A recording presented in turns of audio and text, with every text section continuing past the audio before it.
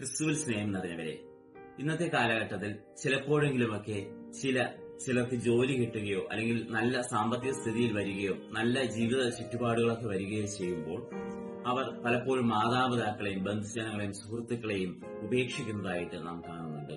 അതൊക്കെ പിന്നീട് പാഴ്ചെലവായിട്ട് കണക്കാക്കുന്നുണ്ട്. അവരോടൊപ്പം സമയം ചെലവഴിക്കുന്നതും അല്ലെങ്കിൽ അവർക്ക് വേണ്ടിയിട്ട് സമ്പത്തും അതുപോലെ തന്നെ നമ്മുടെ കഴിവുകളൊക്കെ പ്രയോജനപ്പെടുത്തുന്നതും ഒക്കെ പാഴ്ചെലവായിട്ട് ചിലരെങ്കിലുമൊക്കെ കണക്കാക്കാറുണ്ട്.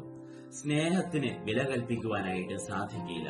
നാം ഒരാളെ സ്നേഹിക്കുമ്പോൾ അല്ലെങ്കിൽ നാം നമ്മുടെ കുടുംബത്തെ സ്നേഹിക്കുമ്പോൾ അതിന് ചിലവഴിക്കുന്ന സമയവും അധ്വാനവും ഒക്കെ ഒരിക്കലും പാഴല്ല എന്ന് ഇന്നത്തെ സുവിശേഷത്തിൽ നാം വായിച്ചു കേൾക്കുകയാണ്. യേശുവിന്റെ മരണത്തിന് മുന്നോടിയായിട്ട് മഗ്ദലേന മറിയം തന്റെ കയ്യിലുണ്ടായിരുന്ന ഏറ്റവും നല്ല സുഗന്ധദ്രവ്യങ്ങൾ, വിലയേറിയ സുഗന്ധദ്രവ്യങ്ങൾ യേശുവിന്റെ ശരീരത്തിൽ പൂശുകയാണ്. അപ്പോ അത് യേശു ജീവിച്ചിരുന്നപ്പോൾ തന്നെ ചെയ്യുകയാണ്. ഇത് കണ്ടിട്ട് യൂദാസ് പറയുകയാണ്, എന്തിനീ പാഴ്ചെലവ്, ഇത് വിറ്റ് ദരിദ്രർക്ക് കൊടുത്തുകൂടായിരുന്നോ എന്ന് ചോദിക്കുന്നുണ്ട്. അപ്പോ ഒരാൾ ജീവിച്ചിരിക്കുമ്പോൾ അവർക്ക് വേണ്ടിയിട്ട് എന്തെങ്കിലും ചെയ്യുക, മരിച്ചതിന് ശേഷം അവരെ ഓർത്ത് വിലപിക്കാതിരിക്കുകയും ചെയ്യുക.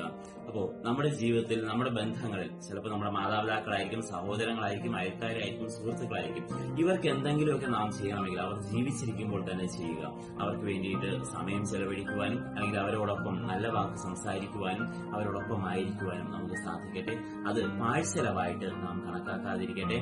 അങ്ങനെ നമ്മുടെ ബന്ധങ്ങളിൽ നാം അത് സമ്പത്ത് ഉപയോഗിച്ചല്ല അത് അളന്നു തൂക്കേണ്ടത്, മറിച്ച് സ്നേഹത്തിന്റെ ആഴവും വ്യാപ്തിയും മനസ്സിലാക്കി അവരോട് ഇടപഴകുവാനായിട്ട് നമുക്ക് സാധിക്കട്ടെ.